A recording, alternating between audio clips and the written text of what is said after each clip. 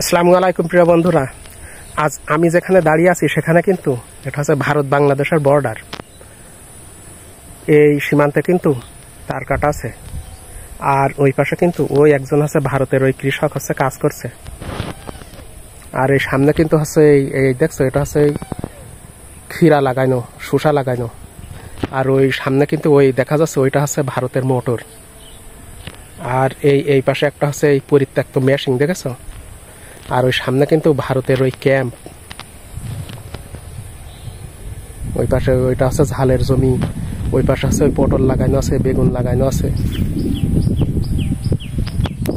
এই কারণে হচ্ছে যে আমি বলি না যে আমাদের বাসা হচ্ছে যে সীমান্ত অঞ্চলে, সীমান্ত গ্রামে। এটা হচ্ছে আমাদের গ্রামের বর্ডারে। এই ভারতের মানুষরা কিন্তু এখন কাজ করে সবাই ফিরে চলে যাচ্ছে ভিতরে, দেখা যাচ্ছে ওই। আর এই কিন্তু শরতের আকাশ, আকাশের তো কোনো সীমানা নেই, আকাশের তো অনন্ত অসীম আকাশ।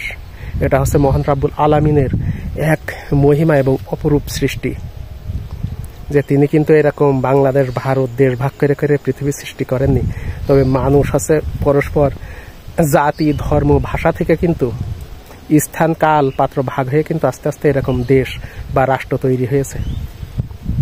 আর ওই ভারতের ওই ক্যাম্পের সামনে দেখছো বিশাল একটি কিন্তু বট গাছ আছে।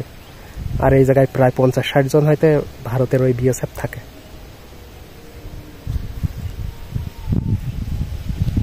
দেখছো কত সুন্দর এই মাঠটি, দেখতে ভালো লাগে।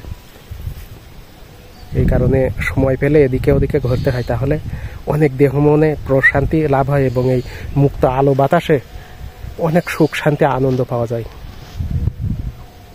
এখন কিন্তু দুপুরে 1টা বেজে গিয়েছে, আজান দিচ্ছে। সবাই ভালো থেকেন, আল্লাহ হাফেজ। এইটা কিন্তু ভারতীয় ভেন্ডি গাছ, ঢেঁড়স গাছ, দেখেছ। পটলের জমি, ওই সামনে আছে কাঁকরোল।